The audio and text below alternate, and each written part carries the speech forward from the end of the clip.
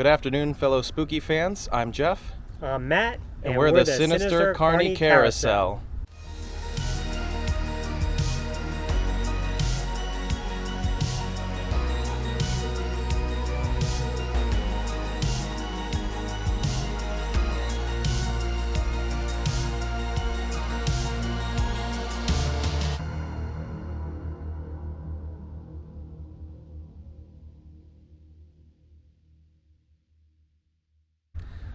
So today, Matt and I are actually in Allentown, Pennsylvania. We are at Gallows Hill Spirits Company. We're going to check out the different spirits that they have, as well as a tour that they offer about the Salem Witch Trials and some information that went on with that. One of the owners that is here actually is a descendant of somebody that was executed in the Salem Witch Trials. So we're going to check out everything that they have to offer today. Now, while it may have been a very warm 85-degree summer day here in Pennsylvania, it didn't take long for us to get into that fall witch type of spirit. As we entered the Gallows Hill Spirits Company, you can see there's a ton of Salem and witch type paraphernalia all around the building. As we walked in, we were greeted by our bartender for the day, Molly, who did kindly request that we keep her off camera as much as possible. So you will see some of her, but mostly you'll just see her hands and hear her voice explaining the drinks. We were also greeted by one of the co-founders and the distiller for Gallows Hill Spirits Company, Bob Piano. Now, Bob was also our tour guide, and he is a descendant of Samuel Wardwell Sr., who was the last person to be executed during the Salem Witch Trials, and that is where the inspiration for the theming of the business came about. Bob explained to us how he got into the business and how he ended up tying in his family history. I have always wanted to do something on my own. I got into home brewing in 1994. In 2011, when I decided that it's time to do something for myself, the brewing industry was booming and there were already 30 some odd breweries in the valley. I decided I didn't want to be the 31st, so I switched gears, figuring if you can make good beer, you can distill that beer and make good alcohol out of it, and that's when I made that choice. Pulling the family history in took about a year because I wanted to ask permission from the family. Once I got that, then I wanted to go through my friends to make sure it was a good idea. Most of them said, not only is it a good idea, it's compelling and it really gives people a reason to come see us. So. Now, while of course Matt and I are fans of Halloween and really anything spooky related, we didn't just come only for the atmosphere. We did also come to try out some of that great alcohol that Bob mentioned just a minute ago. And what's great about Gallows Hills is they do give you a chance to try out all of those different spirits that they offer while being able to absorb from some of the history of the Salem Witch Trials. And I'll let Matt introduce that to you. Hi, this is Matt. We're here at Gallows Hill Spirits. We have a tasting tour special. So what we're going to do is a tasting, tour the Witch Museum, and then we get some cocktails. So looking forward to a fun day here. Limited amount of spooky things to do here in July, but we found this in the Lehigh Valley, and we'll look forward to it. So the details for the tasting and tour special that Matt just announced, it is going to cost you $29 currently at the time of this recording. What that is going to get you is it's going to give you a little sample of each of the spirits that Gallows Hill Spirits Company has to offer. That's 13 of them that you can see on the list. It's going to get you a cocktail made with one of those spirits at the end. You're also going to get this cool little flask. And of course, it gets you the tour of the Witch Museum.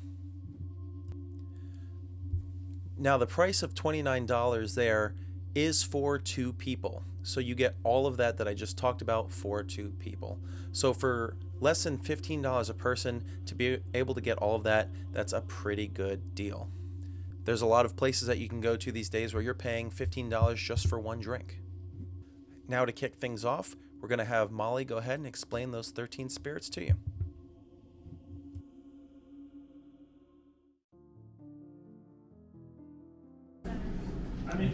Okay, we're here with Molly at Gallows Hill Spirits, and we're looking forward to a little bit of a sampling before we take our tour. So, Molly, what would you recommend here? So, we're going to do the tasting, so you tell me what you recommend at the end of this. So, everything we're going to go through is on this menu here. I'm going to kind of jump around just a little bit because some things overpower others, but we're starting with the vodka here. Okay. So the vodka is made with cane sugar and molasses. It is 80 proof, triple filtered, and you should get a little bit of a hint of butterscotch at the back end. Okay.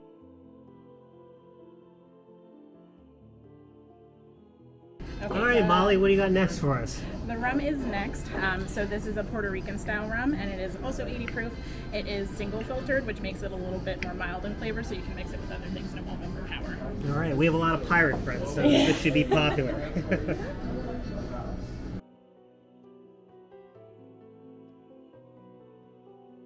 Okay, so this is the spiced rum. So it's made with our rum, just with a bunch of different spices in it, like cinnamon, cardamom, nutmeg, and things like that. And which one do pirates prefer? Probably the spiced rum. It's a little Spiced spicy. rum? It's got a little kick. Which one do you prefer?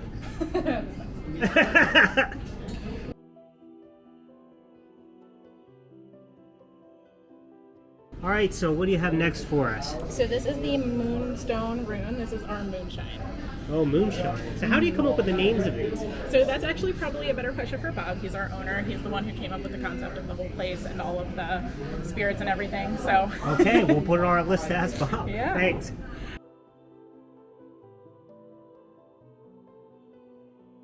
All right, so this is the gin. This is an American Old Tom style gin, which basically means that it's a little bit more citrus forward than juniper forward, like a lot of other gins. It has a bunch of different botanicals in it, 14.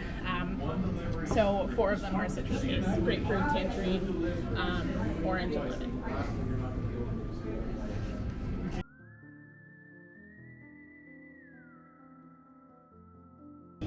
So this is the limoncello. Everything from here on out essentially is vodka based.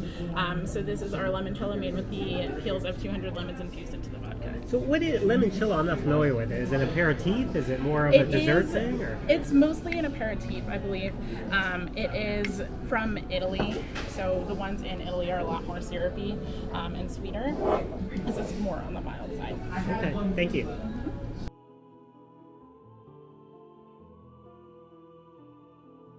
This is the Arancello. So this is very similar to limoncello in that it is peels infused into vodka. It's orange peels rather than lemon peels. Now, does one pair better with different foods, or like how do you just flavor what you like better? It's really what you like better. Yeah.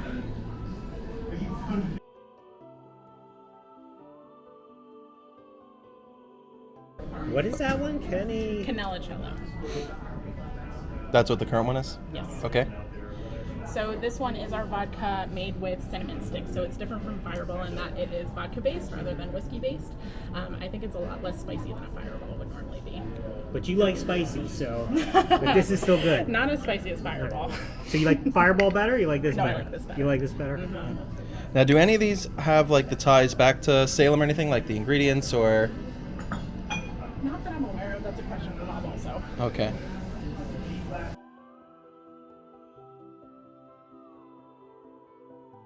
This is the Amaretto. So this is our vodka infused with brown sugar, almond extract, and vanilla extract. Sounds sweet, Jeff. You should like it. I do like the sweet. So yeah, so far to catch up, Matt's been liking the more spiced. The real alcohol. Yeah, the real alcohol. Not the candy. I like the more fruit stuff, so I'm enjoying this portion of it.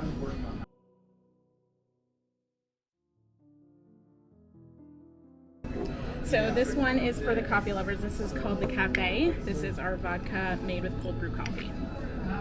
Ooh.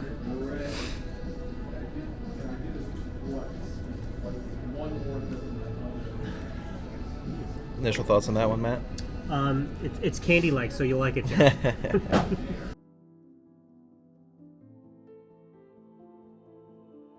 Picture, but this is the vanilla chai. So this is a milk rum punch base with a whole bunch of different spices in it: cinnamon, cardamom, nutmeg. It's very sweet, so you will like it. It is one of the best sellers. So it's We like in sweet. that because you mix it ahead of time, or it just? Yeah, it comes in a longer bottle, which these just fit better. Oh, in okay, here. just He makes easier it in to- bigger batches, okay. so we can put it. Yeah.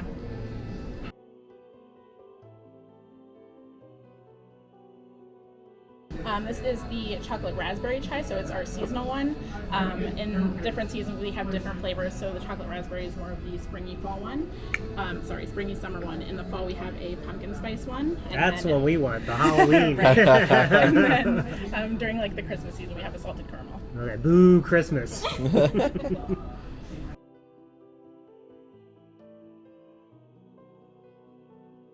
This one is called the Zen Zero.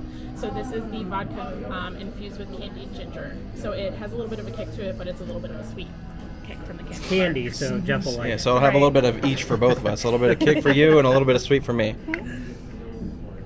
So what do you think, Jeff? Enough candy or too much zing for you? That one, the initial flavor when it goes in is good, and a little bit of a kick at the end. That was a little bit for my throat there. I like it. Of course.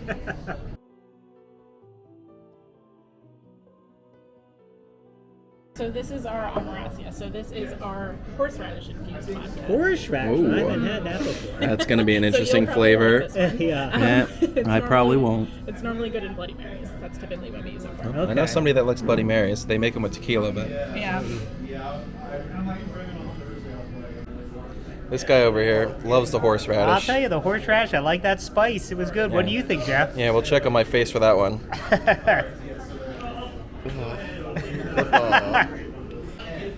Cleared up your allergies, though, didn't it? That it has. That it has.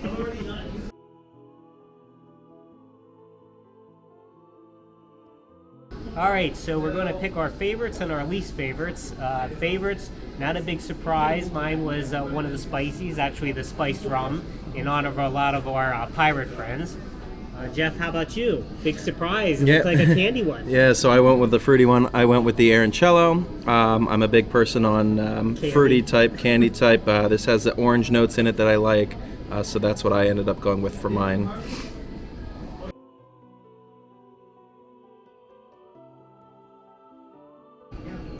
All right, now with the least favorites, they're all very good. It's a lot of personal preference. Again, I'm not a sweet guy, just not a spicy guy. I'm disappointed in you. So I would say the specialty chai, not really a favorite. It was thick and sweet and just too cloyingly sweet for me.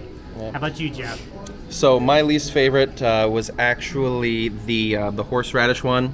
So as we saw in the video, the reaction with my face, Which we enjoyed. Yeah, everybody else enjoyed, and it certainly did clear out my sinuses. So I can be grateful for that. But the after flavor and the sensation that I got from that, I was not a fan. Oddly enough, Matt's worst choice. It'll probably be in my top 5.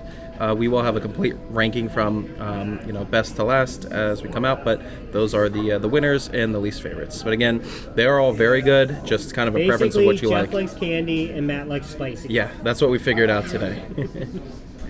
But candy's more prevalent for Halloween, so. When the tasting was finished, we did make sure to circle back around with Bob to ask him Matt's question about where did the names of the spirits come from. All right, Bob, so great tasting. We enjoyed them all. Jeff more with the candy, me with more of the spicy, but they're all good. It's more personal preference. The naming, some interesting names there. How'd you come up with those? Well, for mostly the spirits, they all kind of match with the theme. So it's the Salem Witch Trials. So Soothsayer Vodka, we'll talk more about that in a bit. Tituba was one of the first people arrested during the Salem Witch Trials.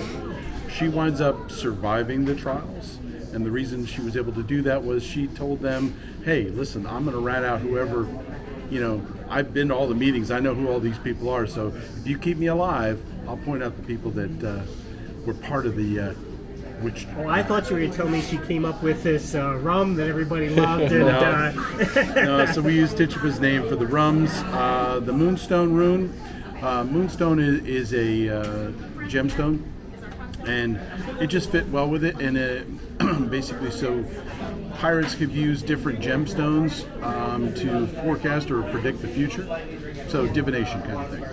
Our gin, of course, is divination because it's got some tea components to it. So it's kind of like reading tea leaves. The rest of them, they're all D piano, and that's because my last name is Piano. So that's where everything kind of comes from. We try and keep everything themed and on target, so everything is in that right frame time frame and the Americas. Right. So. Well, it's delicious and it's a lot of fun, and we appreciate the theming. We come from the haunted industry, haunted houses, things, and you always try to build a theme and some backstory around stuff. So it's nice from the decorations to the naming. We appreciate that. Yep. The one other question I had during the tasting was, are there any of like the ingredients or anything that actually stem to the Salem area, anything like that? Like No, anything not from at that this region? point in time. No. Okay. But the tea is that a little bit with witchcraft, right? Could be. Okay. We'll say it is.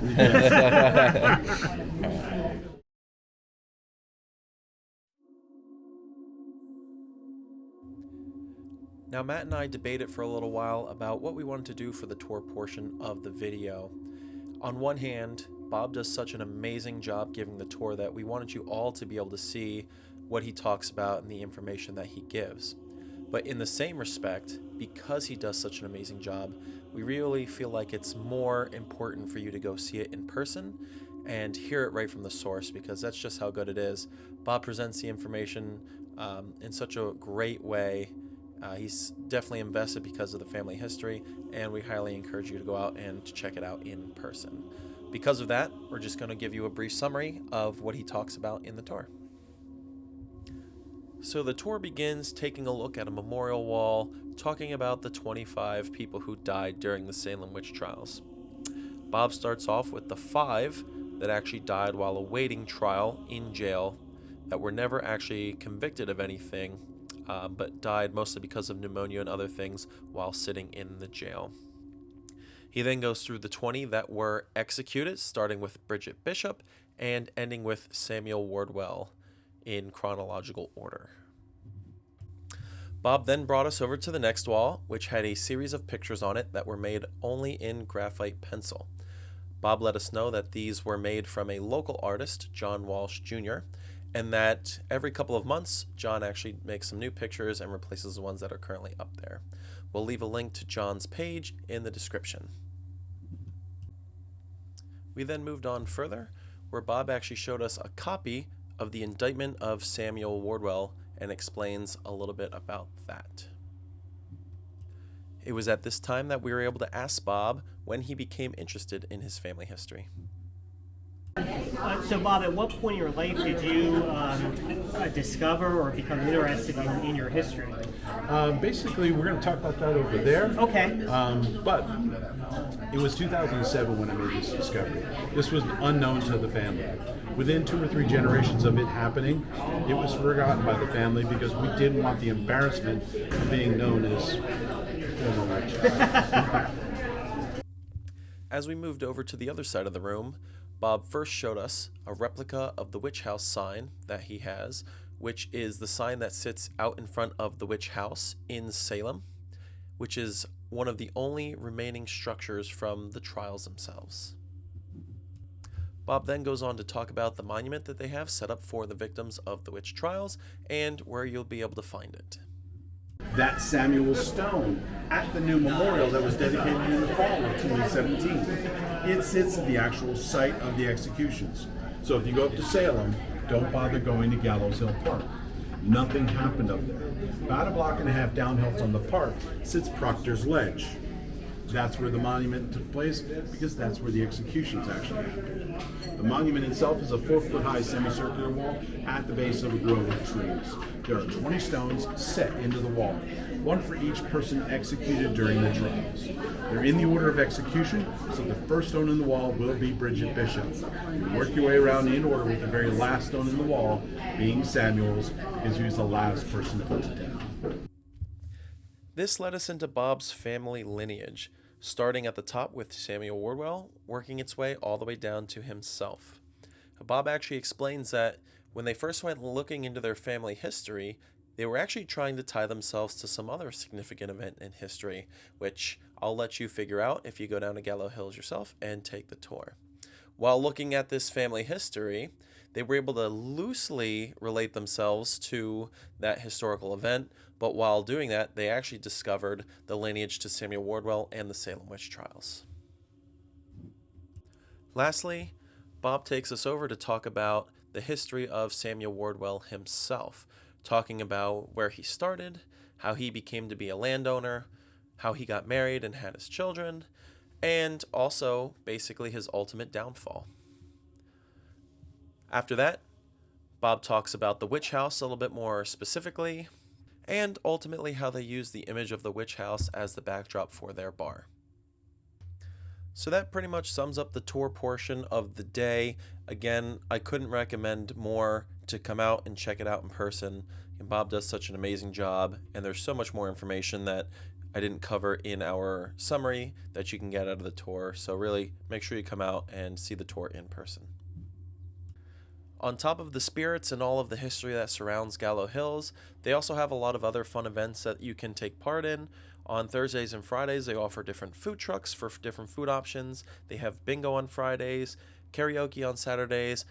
They have a game night during the week, and just a lot of other events throughout the year. So you should definitely come check it out. Go to their Facebook page, their Instagram, all of their other pages that you can find on their website, and check it out for what may be coming up. Now, earlier in the video, Matt and I did mention that we were going to rank all of the spirits from top to bottom. When we got into it, we found that just to be a little too much, so what we ended up doing was going through our top 3, bottom 3, and a surprise pick. All right, everybody, Matt and I are back in the studio. I think we both had a really good time at the Gallows Hill Spirits. Matt, what did you think overall? I've had a good time. I mean, how can you not have a good time? Drinking the witches, right? Yeah, it was really interesting to learn the history. Really cool that it's tied in with the owner's family and everything like that. We went through a lot of the spirits in the store. We wanted to recap for you guys what our top 3, bottom 3, and a surprise was for you. So, Matt, I'll let you go. From the videos, we obviously know you liked some of the spicier ones, a little bit more of the traditional spirits. I was the sweet candy guy. I like the clowns, that kind of stuff, the clown atmosphere. But if you had to pick, go ahead for your top 3. What would you say? Well, I mean, I'm old-fashioned. Yeah, no, just old. Fashioned. Just old. So I tend to like the more traditional things. So I think my top thing, my top one was the spiced rum, which I think I mentioned earlier. But I go with the silver rum and then also the vodka. Normally rums, I'm drinking a mojito, and these were plain, but even the plain one, real smooth, good drinking. And same with the vodka. A lot of those are really have a harsh aftertaste or harsh tones to it, and this was really smooth. So I'd say those are my top 3. Yeah, and the cocktail that you got was based off the spiced rum, right? Yeah, I think I got like a dark and stormy. Dark and stormy. Yeah. For all our pirate friends out there. So, of course, no surprise for mine. I liked all the sweet ones. There was the whole really Italian range ones, the limoncellos, the arancellos, all those different ones that were good. There was also the chais that I liked, the vanilla chai, the raspberry chocolate chai that we had going on. And if I had to pick my top 3, I'm a big orange flavor person, so I love different types of orange drinks, tangerine, all those kinds of flavors. I actually went with the arancello first. That was the drink that I got for my cocktail. It was almost like an orange creamsicle type of drink. Second is the other orange drink that was on there. That was the divination that we had going on. And then for the last one, actually would have been probably the raspberry vanilla chai. So moving from there, what would you say probably your bottom 3? Well, ironic compared to you, I think my bottom 3 were probably the chais. I mean, they were just your sweet, taste buds are burned off now. Sweet and syrupy, and I mean, it wasn't a drink. It was a candy, really. So. Everybody loves a little syrupy candy, right? Well, if you like clown girls, I guess you do. Of course. And what about you? Yeah, so probably again, going opposite. It's just funny, we worked out that way. Some of my least favorites again were a little bit more of the traditionals. It's actually surprising I did like the spice rum, so it didn't get in there. Of course, everybody saw in the video the horseradish. I could not do the horseradish at all. The second, I'd probably put the Soothsayer vodka. You did mention that it was less harsh, and I'd probably agree with that than most vodkas, but it's still a vodka. It's still vodka. And it's still, just with my throat and everything like that, it didn't go down very good. And then I would probably say for the last one, the moonshine. Same thing too, it's just because moonshine typically you have that higher alcohol content. It's a little bit more, I don't know if I want to use the term bitter. Probably going to offend some of the alcohol connoisseurs out there, but alcoholics out there. yeah, the alcoholics. But the moonshine definitely is in the bottom 3. And then lastly, is there one that was on the list that you was surprised? Either you didn't think you would like it and you did, or you thought you would like it and you didn't? Well, I think we have to come back to that horseradish. I mean, it was a surprise. Now, I liked it. You like the I horseradish. liked it. You I mean, I'm not just going to gonna sit there and tell me you like I'm horseradish. not going to sit there and drink a water glass full of it, but in the right context, paired with the right meal, it really is a different flavor tone to it, I liked it. I'd be It was a interested- surprise, yeah. but it's surprising, but I did like it. While I ranked in the bottom, it would be interesting to taste it actually mixed in a drink, I think, rather than just completely writing it off. I know Molly did say typically using like a Bloody Mary type of thing, so it'd be interesting to put it in there. Again, on my side, I would actually say the cafe, the coffee flavored one, was actually pretty good. I did recently start drinking coffie. But a surprise. Yeah, it's a surprise, yeah. Just usually a lot of the coffee type drinks that are like alcohol based, I don't like. Like I said, I never liked coffee, although I started drinking it in the last few years, and all the alcohol drinks I've ever had with coffee, just didn't like that one. Surprisingly, it was good. It went down really smooth, and I did It was enjoy sweet. that one. It was a little bit sweeter, but overall, yeah, that would be my surprise pick. Okay, but great time we had there and lots of good alcohols to try. So if you enjoyed this video, make sure you like and subscribe, and if you have any other recommendations for Halloween drinking or eating establishments, please let us know, and we'd like to check them out. Thanks. See you in the next one. All right, everybody, that's going to be it from today from Gallow Hills. No hangings today.